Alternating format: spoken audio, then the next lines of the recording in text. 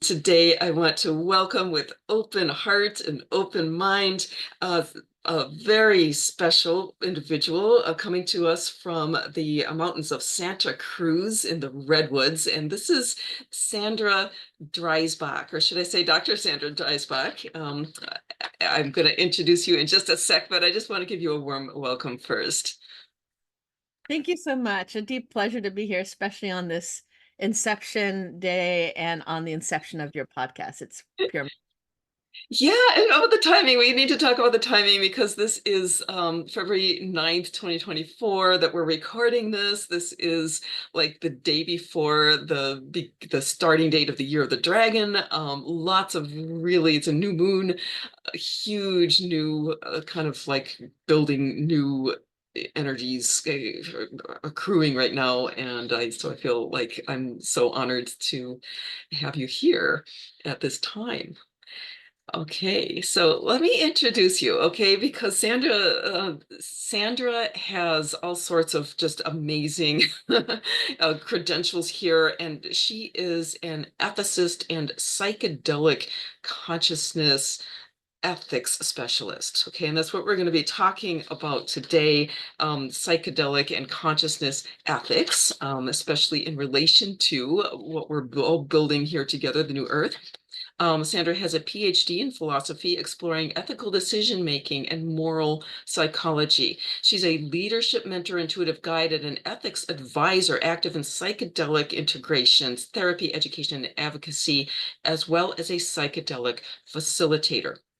Sandra is co-founder of the EPIC, that stands for Ethical Psychedelic Intentional Community, as well as former leader of the Santa Cruz Psychedelic Society.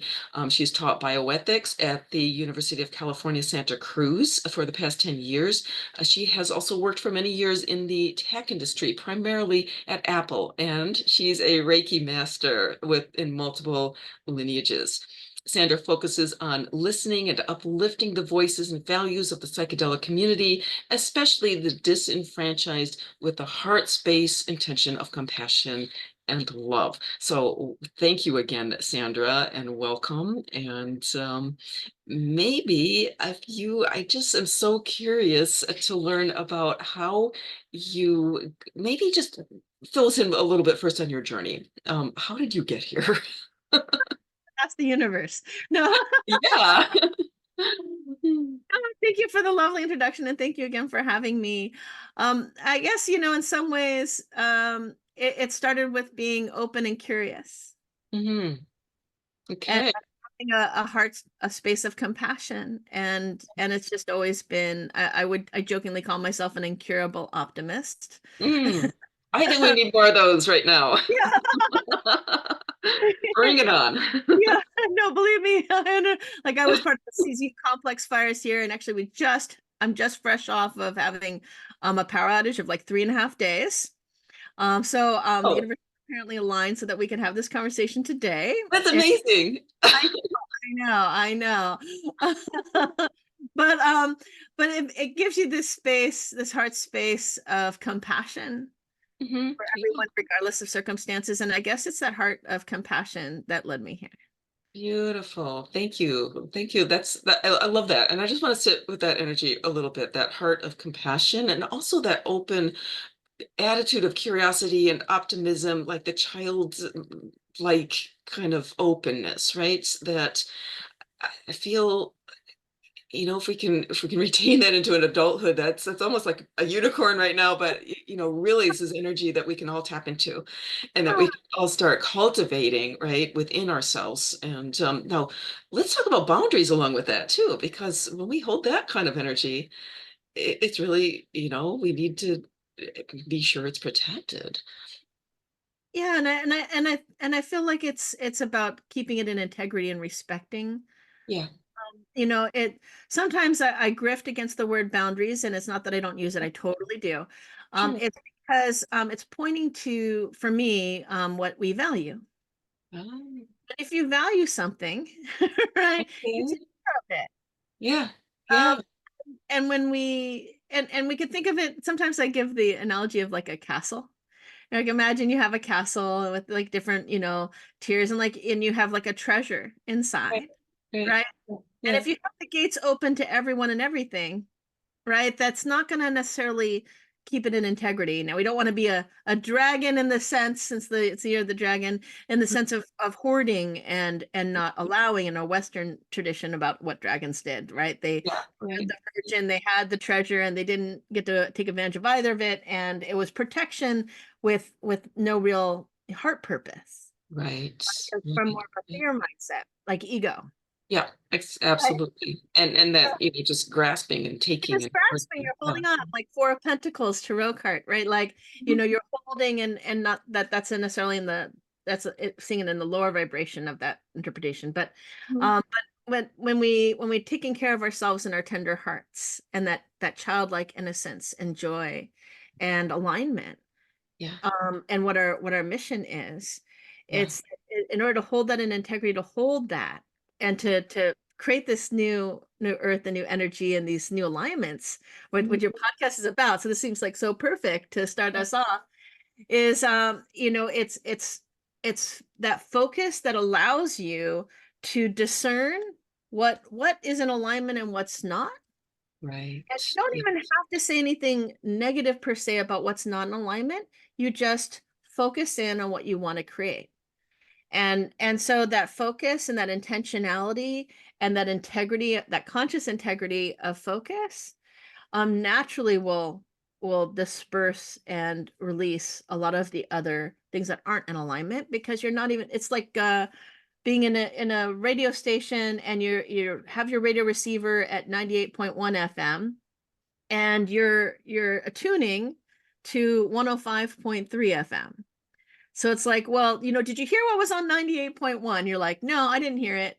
You're like, Right. sure, it was on yesterday. We were listening at the same time to the radio. You said you're listening to the radio. Like, yes, I was, but I was listening to 105.3, Right. right? Oh, I think that's such a wonderful analogy. And I think what you're describing, I like to think of it as like the solar consciousness, right? Because Yes. but I love the way your analogy with the radio, right? Because there's so much static and so much weird Yeah. stuff going on all these channels out there, right? The narratives that we're hearing all the time, and some of them are pretty dark. And I love your idea of just, okay, let's tune into the channel that we really want to hear. Yeah. And Yeah. that's that conscious intention and focus. And that to me creates natural boundaries. Right, it does. And oh, I love that. And also kind of without just sort of ignoring that that stuff is there, No, you but acknowledge it, so you but so, not so in a way that you're feeding it. Like I have actually, a couple of stories for you today. Like yeah, I wish I can remember which tradition had this story. The story of the two wolves, right? And like I they're think it was Native American, but I don't know what I tribe it can't speak is. from that tradition, but the spirit of it, at least in terms of what I received from it, is Yeah, like, if there's one wolf that, let's say, is violent and aggressive and causes harm, and one that's peaceful and caring and supportive, let's make it that way in terms of our story today. Um, sure. well, what do you do about the two wolves? It's like, well, it's the one you feed. Right. Yeah, It's like, absolutely. well, though you can see both wolves, but if you only are feeding the parts within you, or tuning and aligning to, and it does, and it's not creating spiritual bypassing, which is also worth saying. It's not ignoring the reality of things as they are in the 3D. And I think that's a real danger for a lot of people in the community. Yeah, It causes a harm by not recognizing that people are in pain and people are suffering, and that's very real. And right. that's not compassionate to ignore someone No, no, it's not. compassion, Yeah, and to pretend as if it doesn't matter, and like, oh, I'm just going to focus on my, unicorns and rainbows, right. right? Yeah, That it's being with that while still staying what you're in alignment to. Uh, right. one Yeah. and one way of explaining, back with the radio, Mm, it's like if someone is in a really lower frequency, not in the sense of being less, but in terms of being, let's say, depressed, sad, upset, or angry, right? And you want to help them, you could choose to go down to that or change to that frequency and be just as angry as them, just as sad, just as depressed, and align with it. yeah. Or you can choose to stay at a different frequency with the idea of hoping to bring them up. Right. And it is an invitation, really, when we hold a Not higher a forcing, frequency. it's Yeah. not a blindness. It's Yeah. it's seeing it and being there with them. Right, right, right, without going down to that level. So I am curious, Sandra, how did you get interested in the field of ethics? It's funny because like in a lot of ways I was in denial for a long time. Yeah. Really? Okay. um yeah, and it's hard to even explain that, like it's like being in denial of your true authentic self, right? And what you Right. care about. And I feel all of us have unique energies and frequencies or ecosystems, depending upon how you want to interpret that. And I think there's all of us have a part of us that runs away from who we are. Hmm. I Uh, totally relate to that. Yes. but I look back, I mean, like I think my high school prediction for my like literally high school predictions, we do that in the States, right? Where it was like she's going to break up with her longtime boyfriend and become a liberal activist. And I remember thinking at the time, like, huh, I wonder why they think that. Apparently I was always like this, like I'm just really passionate and compassionate. And in terms of the ethics journey, it was coming into alignment with myself and what brought me joy and Right. happiness. Right. And I definitely had an experience of having boundaries crossed and not speaking my truth and not speaking my heart, even when, I mean, like I remember even from a young age, like going like, why are people doing this? Like really questioning that Right. and just not feeling right to me, and yet not speaking up, not Yeah. saying something, Right. or Right. even being fawning and being complicit to someone who is aggressive or assertive, Hmm. as that was easier Yeah. in some ways, but also was a trauma response, to be Right. honest, Yeah. right? To fun, and it was caring about how I felt. That was the beginning, that valuing of myself and my word, and realizing that I was equally valuable, and trying to find a way for my own integrity and my own authenticity that led me to do that in relationship with others. But it's been Right. my calling, it's like for me Yeah. it's my Yeah. So you've been involved in the field of ethics for a while now, right? Um, I mean, I mean, back in even to that high school time period, right? Where we're forming so much of our identity. I yeah. was I was doing speech and debate and doing advocacy then. I was doing work with HIV/AIDS in the gay community. Hmm. Back when people were more dying of AIDS than living with AIDS. And that's when my ethics in action type of practice really Hmm. started. Okay. So like Yeah. seeing something that made me compassionate and spoke to my heart, but then definitely wanting to do something. Right. So I've always been, even though I know I have the academic degrees, but I'm better suited in a lot of ways for practical action, even Right. though I would say I'm very primarily spiritual. Right. Well, I think that's a really, really important point right now because, like, my guidance keeps telling me over and over and over again, this is a time where we're meant to bring spirit down to earth, and in so doing, raise up the vibration of earth, right? So I feel like, you're really spot on. Like, your guidance is really, uh, at least agreeing with mine, I guess. I mean, In yeah, that's why that. we're here. We're in alignment, Yeah, right? yeah, yeah, And I love that you say that, because like that's part of my inner truth that I've come to. yeah, And for me, and I don't have to make anyone wrong or even more right. It's yeah. like this is what feels right to me, and this is what my work has led me to, Right. and what it means in part for me to be in integrity. It's not to be in like a some sort of ivory tower, whether it's academic one or spiritual one. It's Right. about, Right. showing up and being here for everyone, because we're here in a physical body.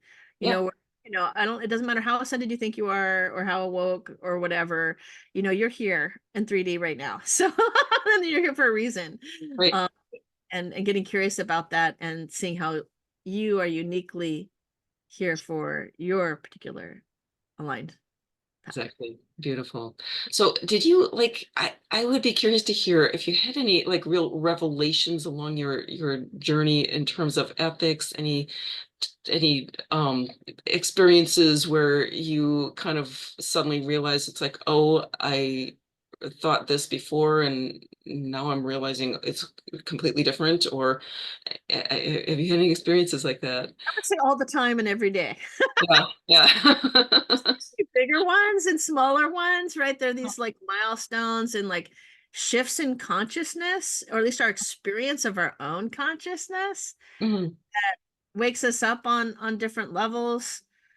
Like the one that's coming to me right now, I remember when I was working in tech at Apple, and I remember sitting there, and I don't even know, have no idea why it was coming to me in this moment. And I literally was just in cubicles doing my regular beginning of my workday.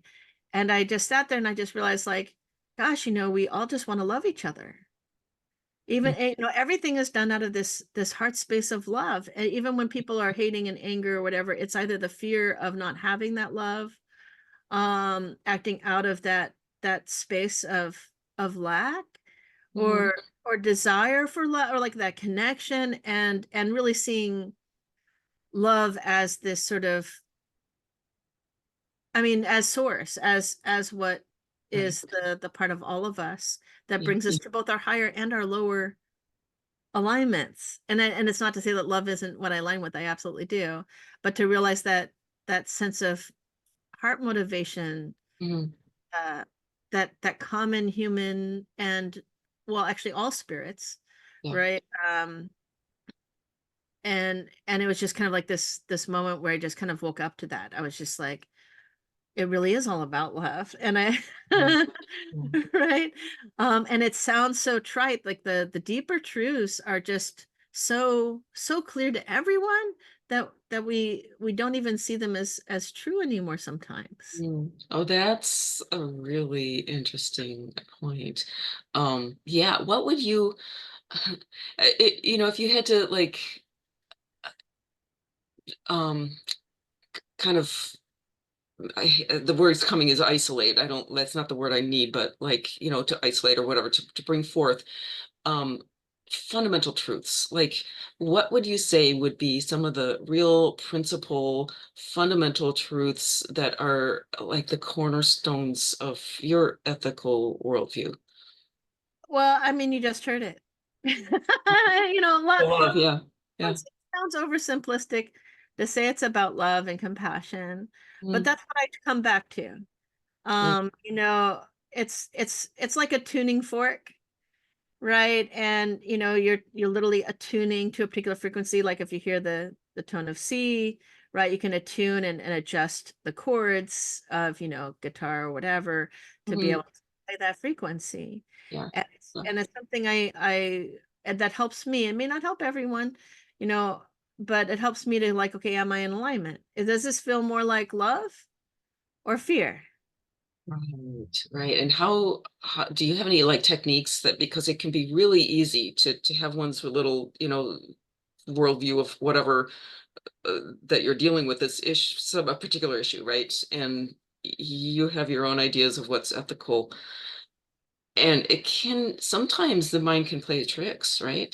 Where you are in, the what you think is a space of compassion, and it may actually be, do you have any suggestions for how to actually feel into that heart and get into the Yeah.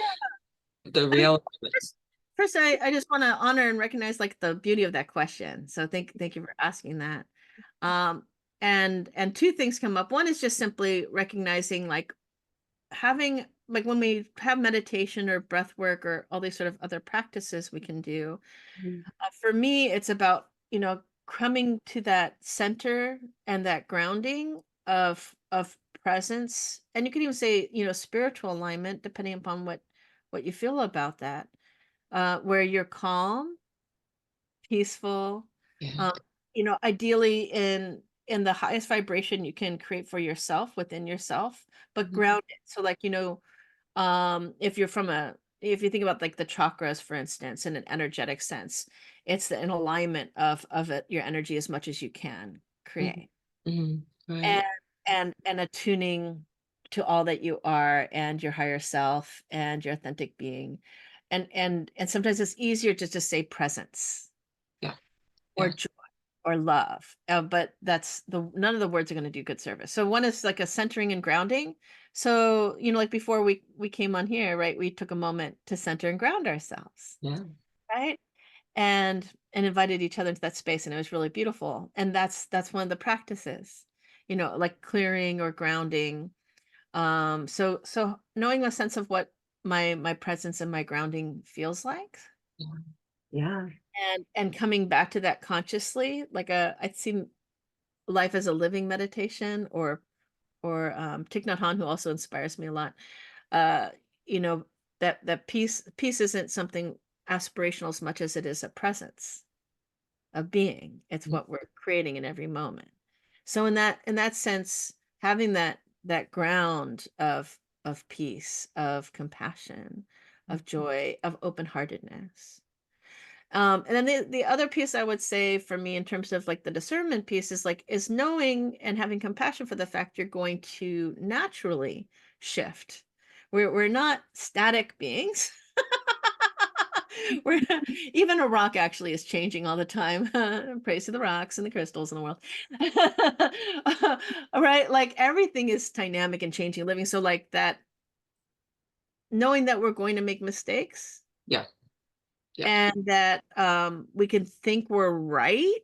Um, that the biggest danger is Mm, that you're not going to be open anymore to right. other. So open heart, open mind, while staying in alignment and in integrity, and just knowing and having compassion for the fact you're going to shift. Yeah.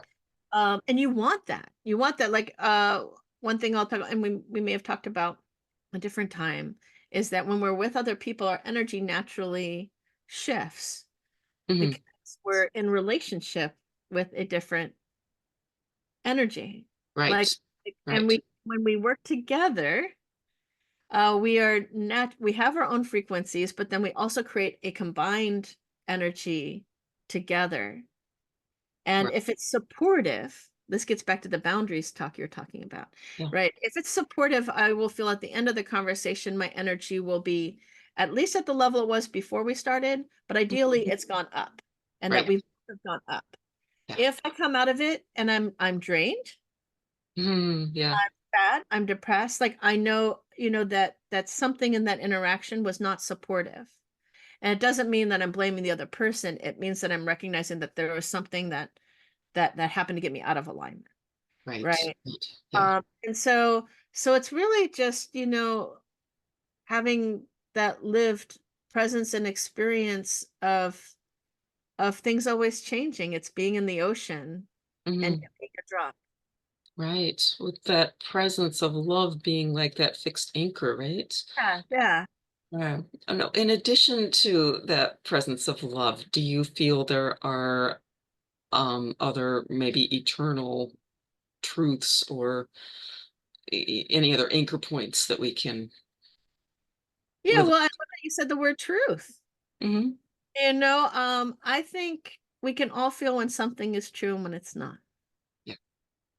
Uh, and so a lot of times when we say that's not in alignment with me, like it's not true for me, right? Or that feels like it's taking me off of what feels good, you could say, but it's not in a sort of hedonistic sense of just pleasure and joy, and like, not that that shouldn't be celebrated too, but the anchoring in your own authentic self, and Right. being literally this idea of being true to you and You who know, you that's something that we hear a lot, right? And I think I think I've been thinking a lot about truths and lies and the little lies we tell ourselves, like I do still every day. And I think what you're talking about is maybe really getting sensitive to that because it feels like, there are a lot of times where we don't or aren't consciously aware of what the truth is. I mean, do you have a sense of that? Well, and I guess here's the complexity, and here this is where my philosophy stuff comes in. Mhm. One of the things that's challenging is that we use words in a way that make us think that we're talking about the same thing. Uh-huh. Yeah. Um, and having a really heavy dose of humility to Yes. understand that each of us is a universe in and of ourselves, our own relationships, our own histories, our own understandings. And here I'll ground this in example because examples really help, not Mhm. just my metaphors, which have been fun already to bring up. Um, if I tell you to think of an apple, right? Yeah. And you can picture in your mind, picture the apple in your mind, picture the color of it, maybe, the health of the fruit, other things that you associate with it. And do you think of, and I could ask you, okay, when I say the word apple, Hmm. right? Are you thinking of a green apple or a red apple? The one I'm seeing is it's a big apple and it's kind of got yellow and red and streaks. Great. See, it's Yeah. like has that more diversity of hue, like a yellow, orange, red. Like it's Yeah. like red apple. Okay, and then I could also ask, what kind of associations do you have? What are the first things that pop into your mind? Well, my mouth has started watering. Really You're badly. hungry. Right. But So it is food, which is actually that's a very, even yeah. that, being attuned to your body, Well, right? for And body response. exactly, yeah. No, for me, it takes me out into the land because I live, where I live in Upper Michigan, there are a lot of apple trees, and there's like I can walk out my yard in apple season in the fall. I can access like dozens of trees that really don't belong to anybody that have fruit on them. So for me, it's like this sense of kind of oneness with the land and going out there and harvesting and gratitude and all this stuff. Yeah. So like I don't have apple trees around me. I have redwood trees. So Yeah. like I'm not going to be thinking of like the trees outside. Right. Right. And so like that, and even though we can both agree, like, okay, that's an apple or that's a banana type of idea, or orange, apples and Right. oranges. Yeah. Um, the richness of our spiritual and energetic experience of it is really distinct and unique and beautiful. Yeah. I also have I like for red apples, I associate with poison apples and Snow White, and I associate with Granny Smith and apple pie and my father, and sitting beside Oh, wow. with Yeah. him hand cutting apples and putting salt on them and handing them to me. Mm, You nice. know, Yeah. so it's a representation for love, the green apple, which is, I guess you can see why maybe the opposition of the red may not be, right? Right. Yeah. Yeah. And then if you think of, and we're gonna give a little intuitive thing here too. So like if yeah, your spirit guides and angels, or however you guys, however you feel, whoever's listening, Mhm. however you want to see that and how intuitive guidance happens for you. If you see an apple in your mind's eye and it comes up spontaneously, uh, whatever the associations, your sort of dictionary and encyclopedia of you. If your guides wanted you to think, for me, like if they wanted me to think of my father and about love and connection, they might make me want to think of a green apple.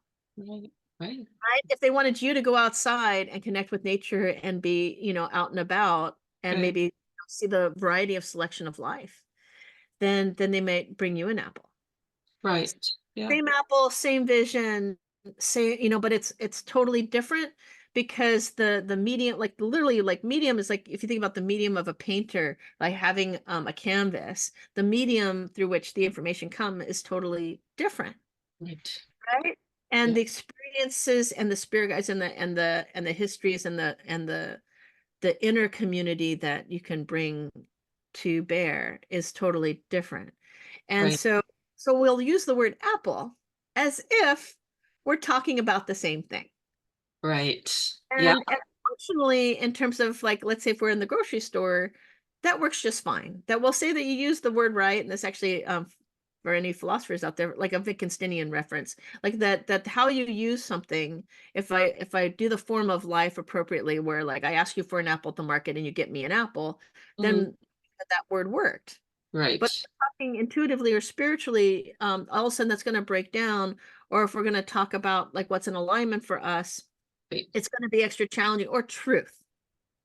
So Right. like if we start arguing about what the apple's about, right? If we have an apple, we're gonna end up disagreeing. And it's not Right. because we disagree about what an apple is in terms of referring to it in experience. It's because we're bringing all of us to the table in our consciousness experience in Right. order to have that part of experience of truth. But it's also important, like, to honor what we've been given. Right. Um, there's this notion, it's usually don't try and speak to sacred reciprocity, which is like Aini in terms of some Peruvian and other lineages, and I can't speak for those lineages. But Mhm. one of the things that one of my teachers taught me was this idea that what you are given, you must give back. Mm, yeah. And that's part of the sacred reciprocity. Like, you've been entrusted and given certain gifts, Right. certain truths, certain alignments, certain ancestor spirit guides, energies, however you want to see that. And in the gifting and alignment sort of sense, like there is a they're really, we are really unique, so snowflakes. And and I think the grist against that is the idea that, like, well, why aren't we experiencing it that way? Is because we're more comfortable with sameness than we are with difference. Mm, wow. Yeah. Let that sink in. Yeah. And so truth has that same quality. Um, so when I say being true to you, it's being in alignment with your higher self and your calling, and the authentic gifts that you have to give back into the world, into yourself. Beautiful. Yeah. Well, there's so much to unpack in what you just said in the last few minutes. But We'll now one have a thing, meditation moment. one thing, well, and aside from like just honoring one's individual, self, Yeah. I'm also hearing a lot about context Yes. and understanding things within context and within the relationships Yeah. versus little sound bites. Right. That's Right. mostly Right. what I've we're heard found how to say today, right? on the podcast that'll probably be in a soundbite too, which is fine. Yeah. Right? Yeah. We honor what it is. There's a place for sound bites. There's a place for sound bites. And it's hard to understand a soundbite unless you really Yeah, understand the whole conversation. yeah. Well, especially if you get the idea that, I mean, at least for me, it's true that everything is energy. Yeah, yeah. So 1 sec of that energy versus 100, it's the same energy. Interesting, right? That whole holographic concept. Well, and even so, again, like getting back to the word thing, is like they're metaphors to help Mhm, us to communicate in a particular way in this particular right, world. But right, what's actually happening is an energetic communication that's beyond any words. mhm. Yeah, absolutely. And so I hope everybody can feel that. 'Cause I'm sure they're feeling it. Awesome. Well, I want to, before we close, I want to touch on this topic of psychedelics, because I feel like this is something that's really been like tidal waving into society in a big way lately with the legalization of marijuana in a lot of places, and they're talking about legalizing other things as well, like psilocybin and so forth. And so I guess I'd love to hear your take on how psychedelics might or might not contribute to the raising of consciousness on planet Earth at this time. Well, I mean, you've already said it. That's what it does. It's Mhm, already contributing. But I mean, like, you don't need psychedelics to raise your consciousness, which I think or at least in this space, and the people who'd be listening to you would already feel that way. And sometimes there's even a grist against psychedelics because of that. mhm, Um, but it, so everyone has their own path, and different tools and different allies that help them along the way. And sometimes they're plant allies. mhm. Uh, and and psychedelics are part of that relationship we're already in relationship with. So in some ways, it's no different than anything else. Uh, but they can be very powerful Right. and transformative. And I find that so, you know we are so powerful in our ability to shape our consciousness and with our intentions, and to shape and make manifest things, that if you feel the only way to open yourself up to higher states of consciousness is a psychedelic, Mhm. then that will be the only way to open yourself up to another state of consciousness. Interesting. Yeah. but they do have their own energy, right? Just like you and I have our own energy, and their own. I mean, to say it has an intentionality, I mean, that would go into a deeper topic about, what what does the spirit of the apple tell us Right. versus the spirit of the mushroom, Right. right? Right. Um, and to me, they're both, equal allies in Right. different, but they have different specialties. Like, what are mushrooms great at? Well, they're great at breaking down, decomposing matter, and bringing things into new life. So Mm. imagine you've had traumatic experiences. Mhm. We all do. It's very human. And if you need to break through and break down and to create new birth and new life from it, a mushroom would be a good ally. Potentially, yeah, Yeah, absolutely. potentially. Yeah. Yeah. So sometimes it's like that's how I see it.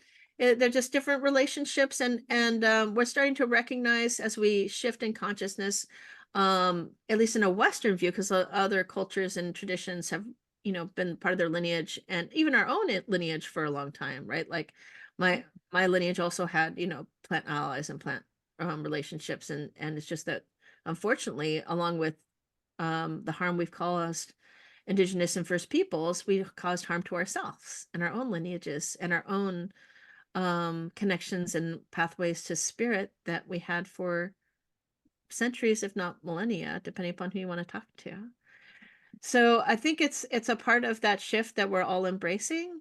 And I think because it's happening faster and faster, we're finding different means to make it happen faster and faster because we've asked for it. We've created that, and we're creating new doorways.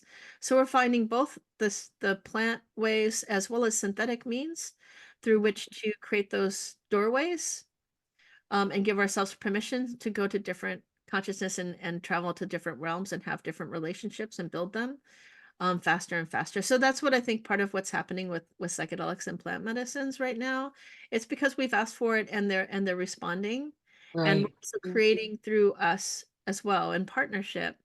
I think some things are more supportive than others, and it can be if you think of our intuition and our consciousness as the ability to create sensory gates, it Mm. Mhm. can there's a difference between gently opening the door and bursting it open. Right. And with that, that's where like the sort of things I think about ethics and consciousness and stuff, there's a greater responsibility if you're holding someone and taking care of someone and holding them in conscious integrity when you know that what you're doing is opening a floodgate. Mhm. Mhm.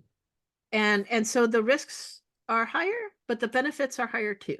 Right. Right. And so it requires a deeper integrity and a deeper respect that we don't always have when we approach this work. Right. Right. It feels like I've always felt, not always, like when I was in college, it was a different story. And I did have one of those floodgate experiences. It was like, I literally, I was like, for 3 days afterwards, I was like, I can't feel. Like I was after a while, I was like, am I gonna ever get my emotions back? Yeah. And it Yeah. was, I mean, I can't really say whether it was a good thing or bad thing. I think there were, it's what part of what shaped me and who I am now. Um, Yeah. but it was definitely and a very intense experience, and I feel like, maybe if I was able to go back in time, I might have Yeah.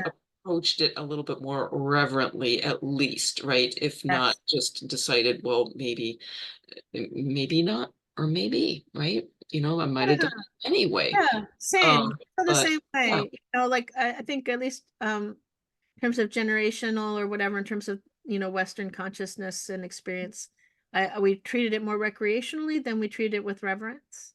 yeah, Right. And I had that same mindset because I grew up in the Silicon Valley, and that was, that sort of post hippie. And it's not casting judgment, it's just where we were.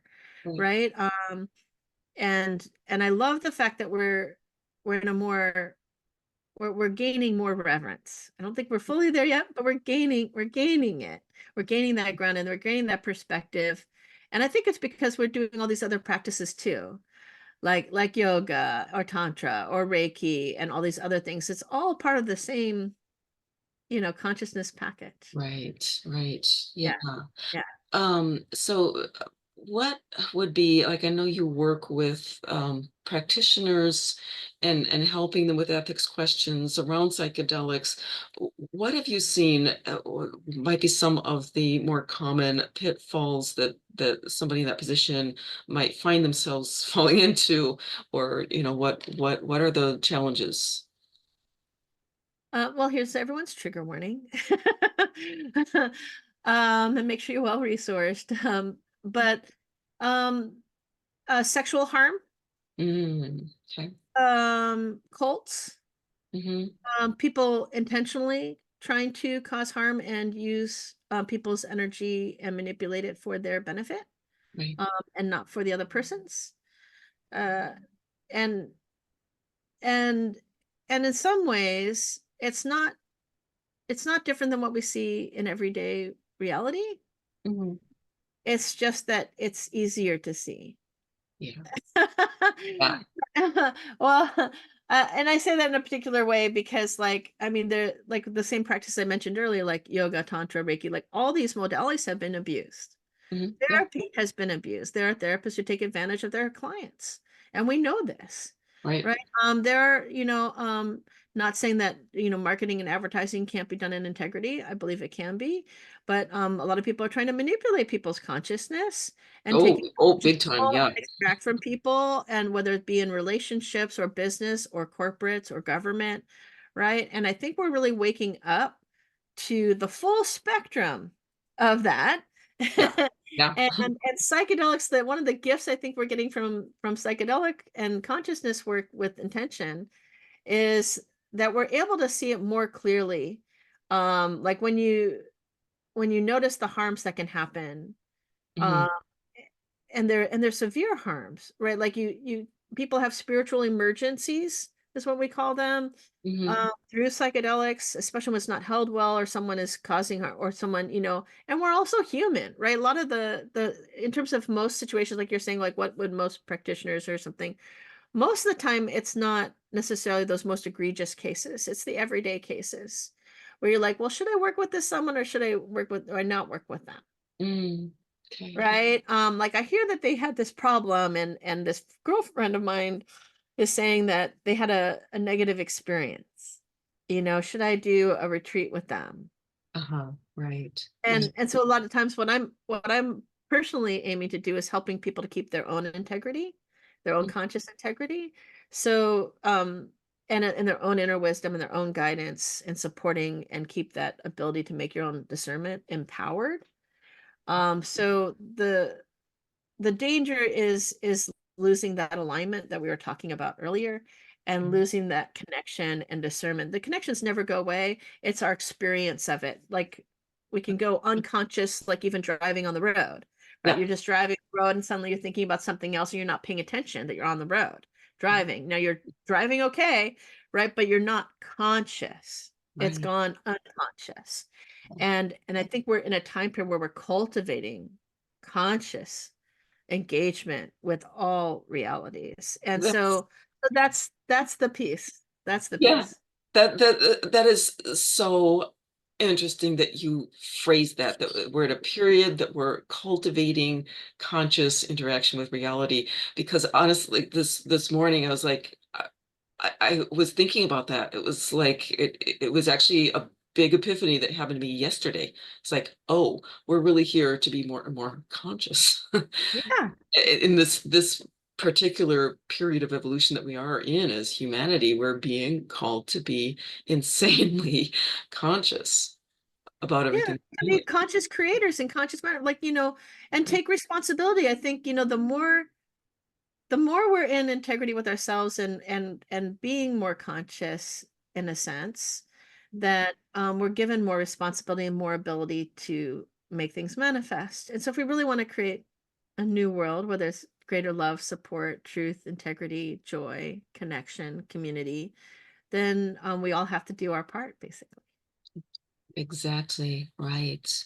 Um, okay, one more question. If you were, and I know there will be people out here in the audience that are maybe considering, well, should I try psychedelics? Is this, something that or maybe some of them are feeling called to, whether it's cannabis or psilocybin or something else, ayahuasca, right? I know there are people that are like, I think I want to try this. What would there be red flags or what's the opposite of a red flag, right? A green flag, Green flag. right? Yeah. What would you say are just a few points of maybe red flags to look for in a practitioner to work with, and maybe green flags? Yeah. Well, first of all, I just want to point that there's, and we'll have to give a link. It's Psychedelic Safety Flags. It's a community document, a living document where Oh, people can beautiful. literally look at a list of green flags, yellow flags, orange flags, red flags, and Right. facilitators. Yeah. Uh, Trying to make it more usable, but it's been a community effort to try and help people with that discernment piece and to check in with themselves. Wonderful. I think in terms of red flags, um, the I've said different things at different times. One is, do they have an open heart? Mm, Um, Always stay open and curious. Have friends and people that you can check with, mhm, right? That may not be in that same community or space or using substances mhm. that can help, who are really on your side, who are supporting you, right? People you trust to check against, right? Because there's always going to be times, we all have blind spots, and there's always spots we can't see. Wow. So being in a community of support, maybe multiple communities, having friends, paying attention to whether you're being, depending upon where you are energetically or consciously. If you feel that you're brought more to your truer self in relationship, or you're taken away. Mm, Does your energy go up or does it go down? Do right. you feel more joy and upliftment, or do you feel, right? Are they, and then there's lots of different things you can look for, but that's why it's so important, at least for me, that people know what's into integrity for them. And often I'll tell people to think of, and maybe I can give this real quick. Think of three people, right? You feel are moral exemplars for you. and and I'm just gonna say this quick. So like, think of the three people and then think of a value that they all have in common. Mm, Now, granted, it's going to be unique for you, who those three people are, what that value is. And it's more of an exercise to help you to figure out and attune to what value is most important to you. And for me, love, obviously, and compassion are key ones for me, but they may not be yours, right? Because we all have different callings. yeah. And whatever you figure out that value is, that's at least a hint to what you should attune to when something's in alignment or not. So Interesting. I know if someone's not in alignment with love and compassion, or they don't feel like they are, or have questions about that, then that's a sign to at least pause. Mhm. Wow, thank you. That's a very, very powerful exercise. So if you didn't catch that, you might want to rewind, because Yeah, I I didn't feel say it like fast. Please don't give this people a hard time. applies to not just psychedelic use, but pretty much anything. Yeah, and I'm happy to Yeah. give your listeners, like, I have this workbook, like a PDF handout I can give everyone that will take them through that exercise and help them reflect on their values to help find Wonderful. alignment. Yeah. Wonderful. That is great. And that kind of brings me to my next question is, where can people find you? And we will put the link to that PDF handout below. Is this probably a different one also to the link to the Different than the Psychedelic Safety website? Flex. Psychedelic Safety Yeah. Flex is a website, and then you can always go to my website if you want to connect with me or work with me. Okay. And what is your website? It's my name. SandraDreisbach.com. Yeah, you're gonna have the one that's spelled Dreisbach. Although if you go to conscious integrity, you'll also find me. So sometimes that's easier to remember. Beautiful. All right. Well, Sandra, it's been a true pleasure to have you on board here, and I'm just honored to have your presence here and your beautiful heart. And so, thank you so very much. And yeah, You're so very welcome. It's a true honor and privilege, and also to all the listeners out there, like, sending you all so much love. yeah, as well. And to all the listeners out there, thank you for listening. Stay tuned for the next episode, and until then, keep being human.